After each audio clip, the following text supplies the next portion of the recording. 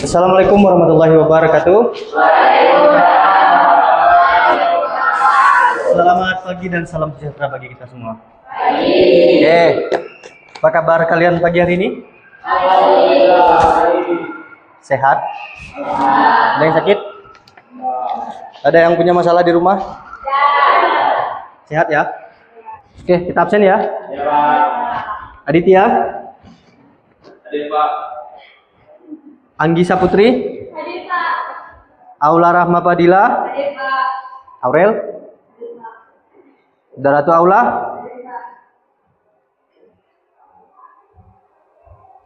Divo? Hadir, Pak. Filia? Hadir, Pak.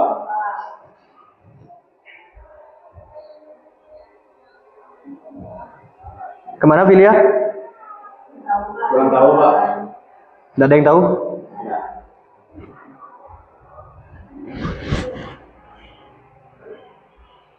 Irgi? Hadir, Pak. Isabella? Izin. Saparinianti? Suryana? Hadir, Pak. Zaisa? Hadir, Pak. Oke.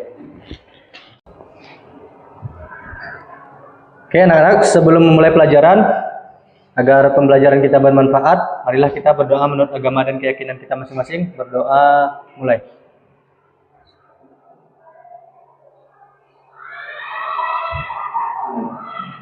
Doa selesai. Oke, hari ini kita akan belajar tentang pengenalan etika kecerdasan buatan. Pernah menggunakan Gemini? Pernah? ChatGPT? Pernah. Kalian menggunakannya untuk apa? Edit foto. Fotonya buat apa? Buat di post. Ya, terlepas dari apapun yang kalian lakukan di sana, yang penting kalian pernah menggunakannya, ya. Oke, nah kalau kalian pernah tadi menggunakannya, menurut kalian ada tidak hubungannya dengan komputer sama kemampuan berpikir? Oke, intinya di sini, inti dari percakapan kita tadi, diskusi kita tadi adalah, ini adalah memperkenalkan ide bahwa program komputer kini bisa melakukan hal yang menyerupai kecerdasan, seperti mengenali wajah, menerjemahkan bahasa. Penerjemahan bahasa itu biasanya kalian menggunakan apa? Pernah menggunakan Google Translate pernah? Pernah? Oke, itu kan fungsinya untuk menerjemahkan banyak pilihan bahasanya kan?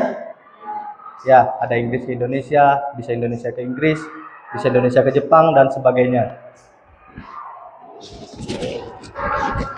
Oke. Di sini saya mempunyai beberapa alat atau teknologi. Yang pertama ada kalkulator. Ya.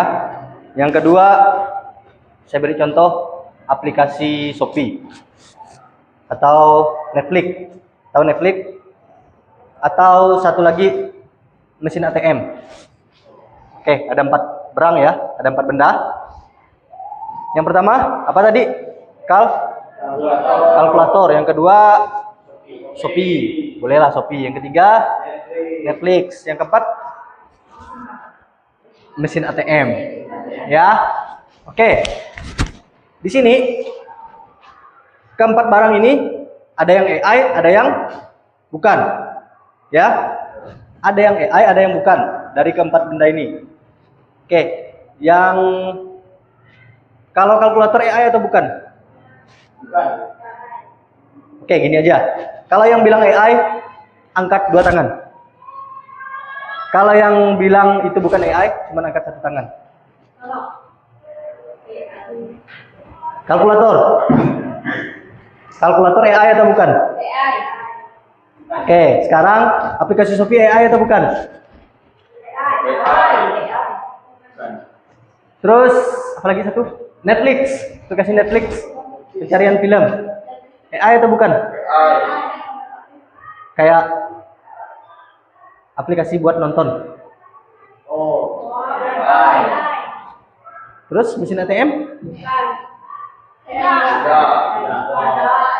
Mesin ATM? Oke. Ya. Saya jelaskan. Kalkulator yang pertama itu bukan AI. Karena dia menjalankan perintah. Oke. Yang kedua, AI atau bukan? AI. Karena dia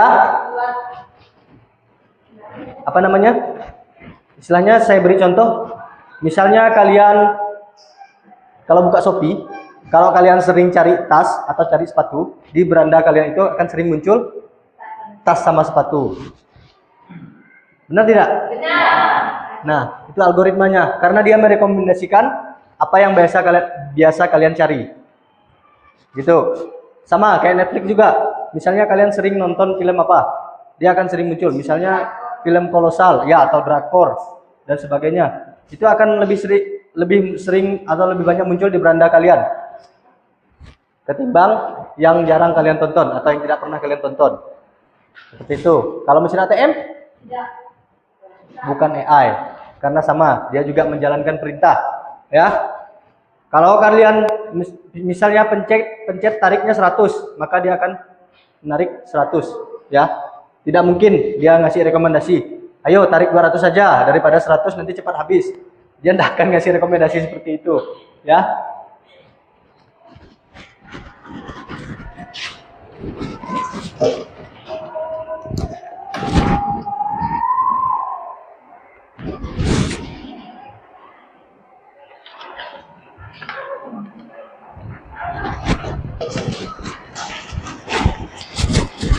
Hari ini kita akan belajar pengenalan dan etika kecerdasan buatan atau AI, Artificial Intelligence. Ya. Nah, ini setelah kalian belajar ini, kalian diharapkan mampu menganalisis dan mengidentifikasi isu-isu sosial dan etika dalam penggunaan teknologi digital termasuk kecerdasan buatan serta menerapkan keamanan, privasi data, dan etika digital dalam interaksi sehari-hari. Oke, itu yang diharapkan capaian pembelajaran kita. Terus kemudian tujuan pembelajaran atau tujuan kita belajar adalah kalian diharapkan mampu menjelaskan konsep dasar dan contoh-contoh penerapan kecerdasan buatan dalam kehidupan sehari-hari. Peserta didik mampu mengidentifikasi dampak positif dan negatif atau isu etika dari penggunaan AI. Kemudian peserta didik mampu menunjukkan sikap kritis dan bertanggung jawab dalam menyikapi perkembangan teknologi AI. Ini tujuan pembelajaran kita.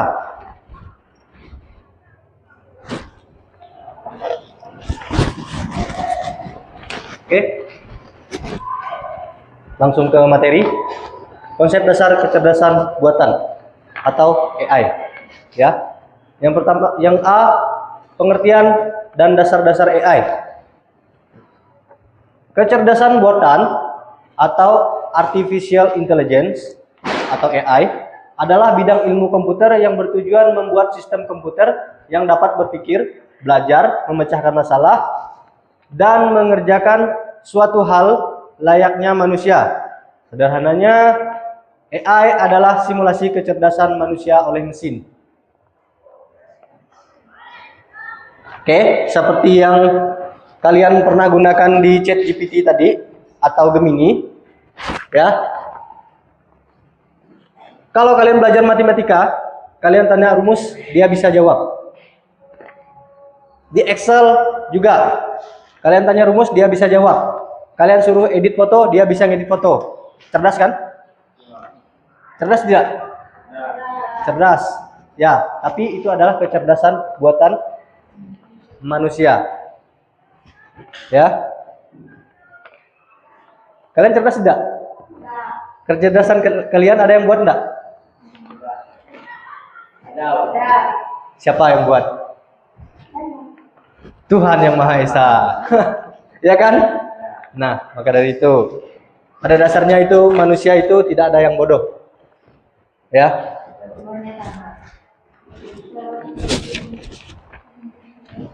Oke, cara kerja AI. AI bekerja dengan menggunakan data dan pengalaman sebagai dasar pengetahuan sistem AI. Mengumpulkan dataset yang besar untuk dianalisis. Kemudian menggunakan algoritma logika atau metode untuk menganalisis pola, memprediksi hasil, dan membuat keputusan secara otomatis. Terus mampu belajar dan mengoreksi diri sendiri seiring waktu tanpa campur tangan manusia.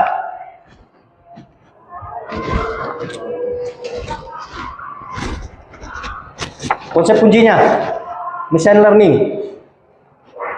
Machine learning atau pembelajaran mesin, teknik yang memungkinkan sistem AI untuk belajar dari data. Kemudian ada deep learning, bentuk machine learning yang menggunakan artificial neural networks, jaringan saraf tiruan berlapis-lapis untuk memproses data yang sangat kompleks seperti gambar dan bahasa.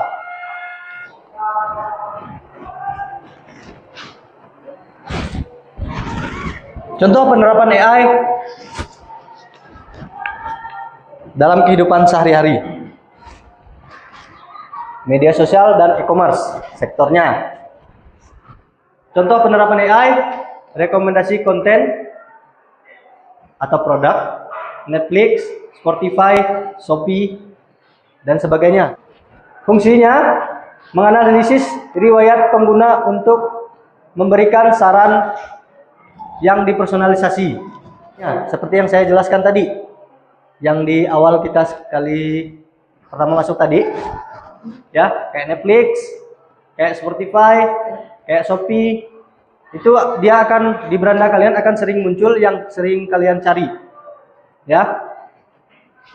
Kayak misalnya di Shopee tadi, kalau kalian sering nyari tas atau sepatu, di beranda kalian akan sering muncul tas sama sepatu.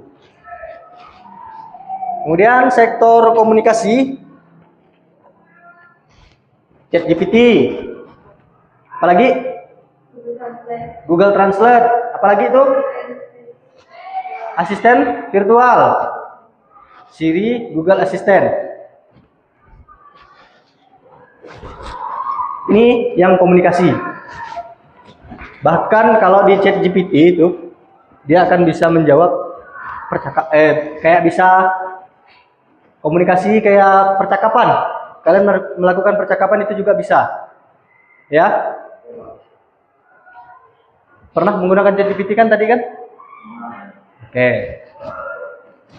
Google Translate? Pernah. Asisten virtual? Google Assistant? Oke. Di sini fungsinya memproses bahasa alami, natural language processing, untuk komunikasi dan penyelesaian tugas.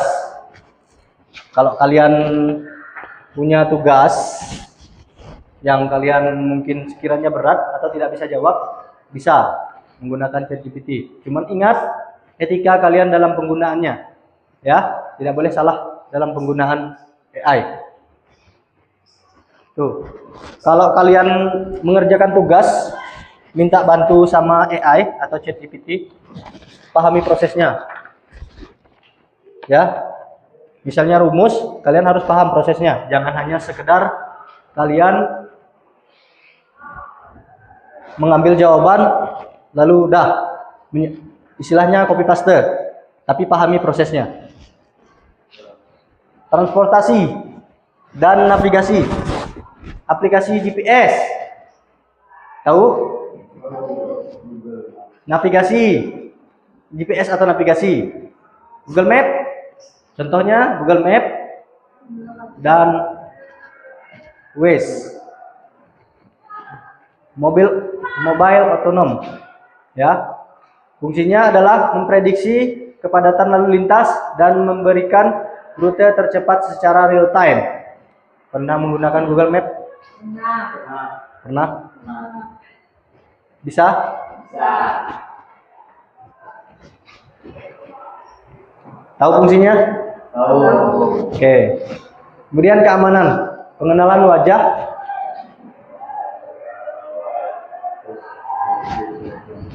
Fungsinya membandingkan pemindaian wajah saat ini dengan wajah tersimpan untuk autentikasi.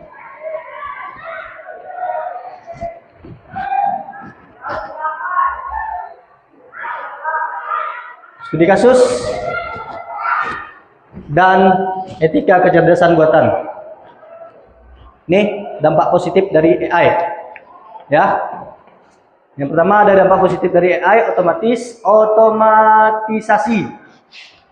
Mengotomatisasikan alur kerja dan proses berulang, membebaskan manusia untuk tugas yang lebih kompleks dan berdampak tinggi. Kemudian efisiensi dan kecepatan, menyelesaikan tugas dan memproses jutaan data dalam waktu singkat, jauh lebih cepat daripada manusia. Kan? Ya, ini kalau seperti yang saya bilang tadi, kalau kalian mengerjakan tugas menggunakan AI, misalnya kalian buat makalah, ya, makalahnya judulnya apa? Tentang hutan ataukah tentang apa?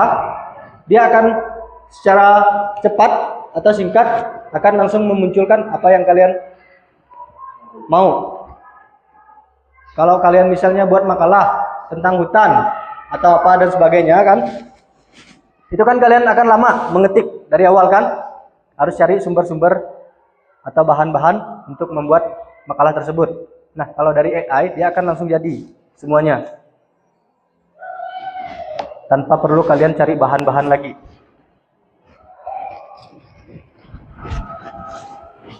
Akurasi dan pengurangan kesalahan. Mengurangi kesalahan manual dalam proses data, analisis dan manufaktur. Pengambilan keputusan yang lebih baik, menganalisis data besar untuk menghasilkan keputusan yang lebih tepat dan berbasis data. Pengembangan solusi inovatif, mendorong inovasi di berbagai bidang seperti diagnosis penyakit dini, pengembangan obat-obatan baru, dan manajemen lalu lintas. Oke, selanjutnya ke bagian B itu resiko dan tantangan etika AI. Ya, ini adalah kekurangan dari AI. Yang pertama ada bias data.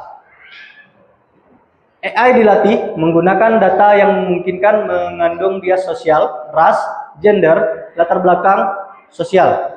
Akibatnya AI dapat membuat keputusan yang diskriminatif dan tidak adil. Misalnya dalam AI rekrutmen, bisa saja di AI tersebut mengesampingkan seorang wanita misalnya. Kan itu tidak adil kan? Ya, karena seharusnya sama, tapi bisa saja di AI itu mengesampingkan seorang wanita misalnya, atau mengesampingkan yang berkulit hitam dan sebagainya. Ya. Terus hilangnya pekerjaan job. Di sini misalnya kan ada beberapa tugas itu, tugas manusia yang bisa digantikan oleh AI, ya kan? Nah, di sini kan otomatis tugas manusia itu bisa digantikan oleh AI. Makanya sebagian itu daripada menggaji manusia lebih baik dilakukan menggunakan AI. Kan seperti itu kan? Kan otomatis menghilangkan pekerjaan namanya. Deepfake. Selanjutnya ada deepfake. Teknologi yang memungkinkan membuat video, audio, atau gambar palsu yang sangat sulit dibedakan dari aslinya. Ini pasti. Dan kalian sendiri pun ya mungkin pernah membuat foto kalian misalnya berada di sebuah apa gitu ya. Misalnya ganti latar dan sebagainya kan. Tapi wajahnya tetap wajah kalian kan? Nah, kayak gitu. Berpotensi melanggar privasi, menyebarkan informasi palsu, deception, dan mengganggu integritas digital. Ya, misalnya kalian membuat foto teman kalian sedang berada di pinggir jalan, sedang meminta-minta. Nah, itu kan seharusnya tidak boleh, ya kan? Walaupun tujuannya bercanda, tapi tidak boleh. Ya, bijaklah dalam penggunaan AI. Kemudian privasi data dan keamanan. AI membutuhkan data besar, pengumpulan, penggunaan dan perlindungan data ini menimbulkan kekhawatiran tentang privasi data, data pribadi dan potensi kebocoran data. Kurangnya transparansi, black box. Mode AI yang kompleks terutama deep learning seringkali sulit dipahami mengapa dan bagaimana ia mencapai sebuah kesimpulan. Ini menimbulkan masalah akuntabilitas dan penjelasan explainability saat terjadi kesalahan. Yang terakhir, ketergantungan berlebihan. Terlalu mengandalkan AI dalam mengambil keputusan dapat menciptakan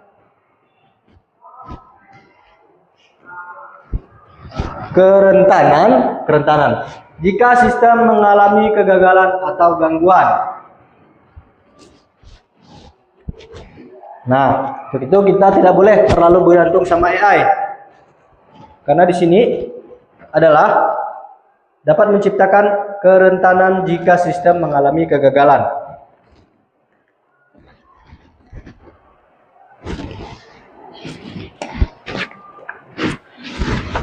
Oke, ya, setelah kita eksplorasi konsep AI, saya minta kalian buat kelompok, ya, 3 sampai 4 orang boleh, 3, nah 3 aja, boleh 3, ya, 3. Sini 3, Suryana sini, gabung sini aja. Ini 3, berarti ini 3, ya.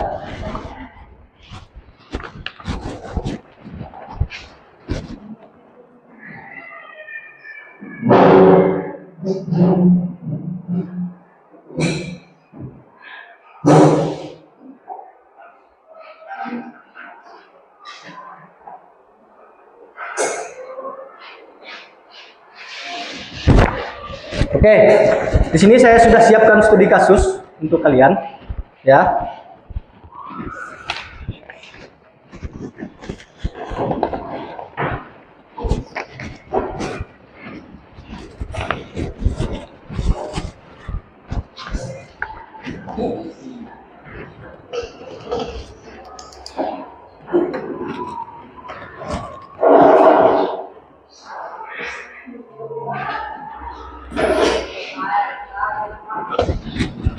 Oke, sudah dilihat studi kasusnya? Saya mau kalian diskusikan dengan kelompok kalian. Kalian cari resiko dari studi kasus tersebut. Udah? Apa yang kalian cari? Resiko dari studi kasus tersebut. Kemudian manfaatnya. Ya? Ada berapa? 2. Pertama, resikonya. Kedua, oke. Silahkan didiskusikan dengan teman-temannya.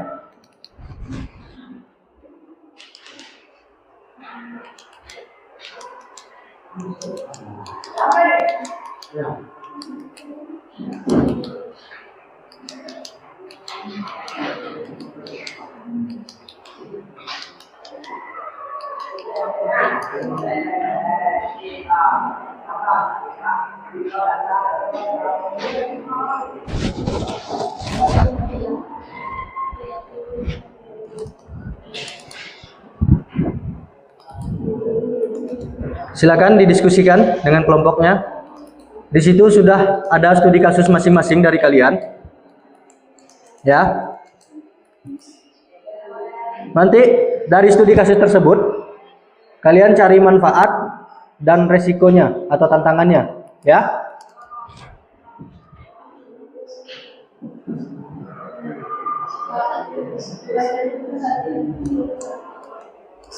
Ya, dikerjakan dulu. Nanti kalau sudah selesai boleh langsung presentasi, atau kalau belum selesai boleh lanjut di rumah. Kemudian di pertemuan selanjutnya baru dipresentasikan.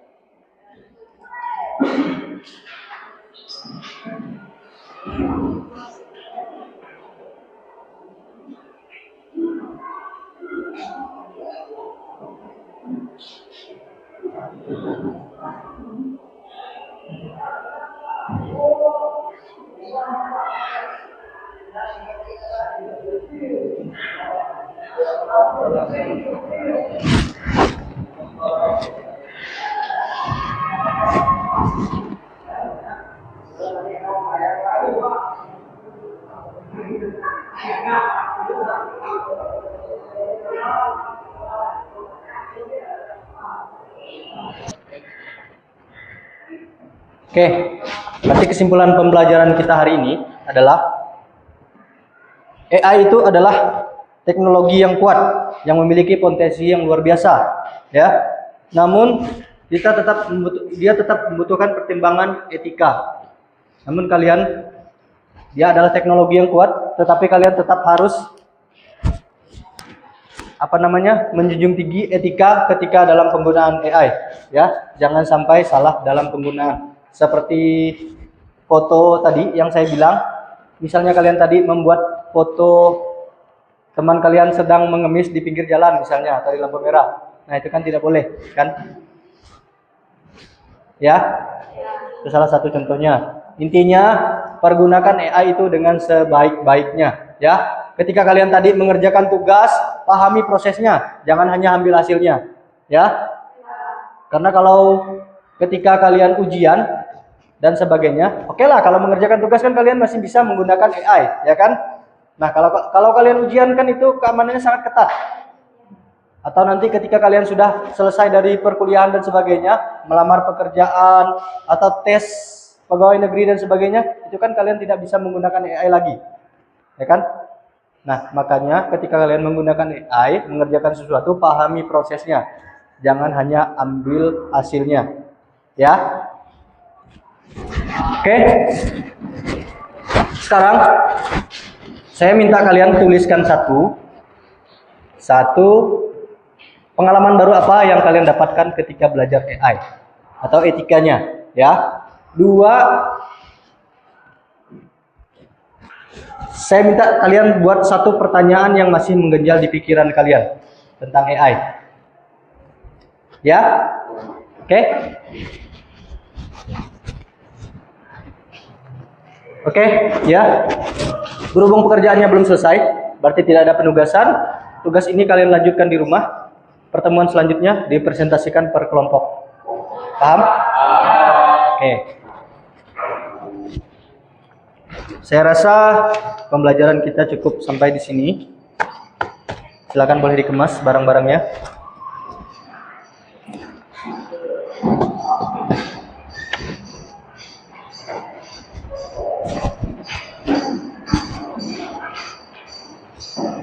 Dah? Oke ya. Saya tegaskan sekali lagi, bijaklah dalam penggunaan AI. Karena kalian sebagian besar sudah bisa menggunakan.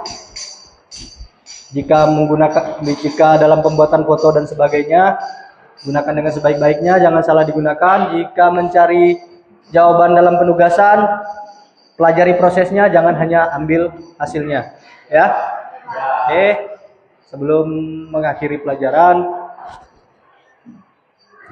agar pembelajaran kita bermanfaat, ada baiknya jika kita berdoa. Oke, marilah kita berdoa menurut agama dan keyakinan kita masing-masing. Berdoa dipersilakan.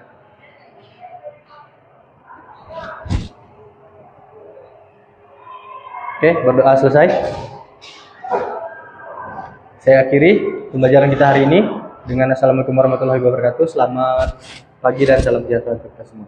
Waalaikumsalam warahmatullahi wabarakatuh.